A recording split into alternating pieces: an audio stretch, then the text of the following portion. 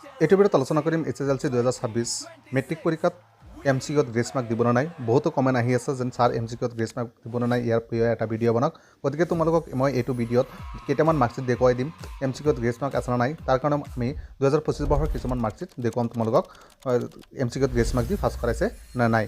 এনেকুৱা ছাত্ৰ আছে 5টা ছাবজেক্টত ফেইল কৰিছে বা পাছ কৰিছে বা গোটেইকেইটা ছাবজেক্টত পাছ কৰিছে, সি MCQত গ্ৰেছ মাৰ্ক পাইছে নে নাই এই তোমালোকক মাৰ্কশ্বিট সহকাৰে ভিডিঅ' হিচাপে দেখুৱাই যাম। আৰু যদি প্ৰথমবাৰ আহিছা তেতিয়াহ'লে চেনেলটো ছাবস্ক্ৰাইব কৰিবা আৰু লাইক কৰিবা আৰু ডেছক্ৰিপশ্যনত গৈ হোৱাটছআপ লিংকত গৈ তোমালোকে জইন হৈ ল'বা। তেতিয়া তোমালোকে নতুন নতুন আপডেট পাই থাকিবা। তো বলা দেৰি নকৰি আমি ভিডিঅ'টো আৰম্ভ কৰোঁ। চোৱা, ইয়াত তোমালোকক মই কেইটামান মাৰ্কশ্বিট দেখুৱাই আছোঁ। চোৱা, এইকেইটা মাৰ্কশ্বিটত চোৱা ছাত্ৰ ফেইল কৰিছে। গতিকে ফেইল যদি কৰিছে সিহঁতে MCQত কিমান পাইছে, MCQৰ কাৰণে ফেইল কৰিছে নে নাই এই বিষয়ে আলোচনা কৰিম। চোৱা, ইয়াত তোমালোক যদি মই দেখুৱাবলৈ যাওঁ, ইয়াত চোৱা ফাৰ্ষ্টত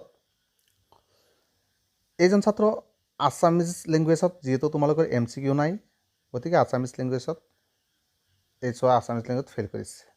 তাৰপিছত ছেকেণ্ড লেংগুৱেজ ইংলিছত তোমালোকৰ MCQ আছে, অৰ্থাৎ অবজেক্টিভ 45ৰ পৰা 13 পাব লাগে।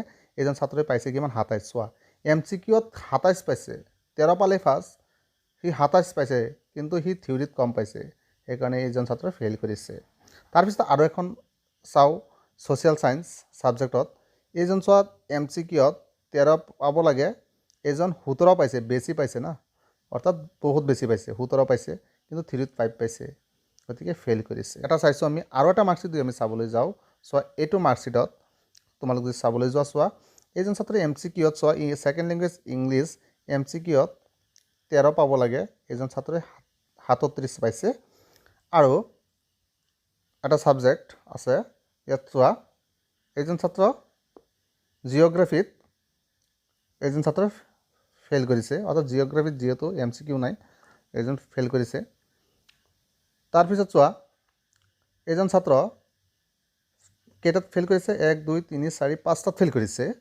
এতিয়া চোৱা তোমালোকে ইয়াত ইংৰাজীত এজন ছাত্ৰ অবজেক্টিভ আছে, ইয়াত চোৱা 13 পাব লাগে, এজন ছাত্ৰ 18 পাইছে, অৰ্থাৎ অবজেক্টিভত ফাৰ্ষ্ট কৰিছে। ইয়াত চোৱা জেনেৰেল ছায়েন্সত 45ৰ পৰা অবজেক্টিভত 13 পাব লাগে, MCQত 13 পাব লাগে, এজন ছাত্ৰ 14 পাইছে, 14 পাইছে হ'ল। আৰু ইয়াত চোৱা ছ'চিয়েল ছায়েন্সত MCQত 13 পাব লাগে, এজন ছাত্ৰ 16 পাইছে, ফেইল কৰিছে থিয়ৰীত। গতিকে চোৱা MCQত এজন ছাত্ৰই কিন্তু ফাৰ্ষ্ট কৰিছে। আৰু এখন মাৰ্কশ্বিট যদি চাবলৈ যাওঁ, এজন ছাত্ৰই MCQত 13ৰ পৰা 13 পালে ফাৰ্ষ্ট, পাইছে 34, বহুত বেছি পাইছে। তাৰপিছত জেনেৰেল ছায়েন্স 13 পাব লাগে MCQত, 27 পাইছে, বহুত বেছি পাইছে।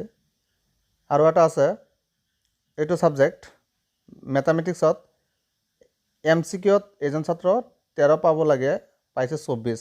অৰ্থাৎ তিনিটা মাৰ্কশ্বিটৰ পৰা আমি এটা বস্তু আইডিয়া কৰিব পাৰিছোঁ যে MCQত কোনো ছাত্ৰই ফেইল নকৰে। যদি সেইজন ছাত্ৰই MCQ গোটেইকেইটা ফিল আপ কৰি থৈ আহিছে তেতিয়াহ'লে MCQত ফেইল নকৰে। তোমালোকক 3টা মাৰ্কশ্বিট দেখুৱাইছোঁ, এজন ছাত্ৰই MCQৰ কাৰণে ফেইল কৰা নাই। গতিকে তোমালোকে নিশ্চিন্ত থাকা, MCQৰ কাৰণে ফেইল নকৰা, অনলি থিয়ৰীত চিন্তা কৰি থাকা, থিয়ৰীত কিমান পোৱা সেইটো চিন্তা কৰা।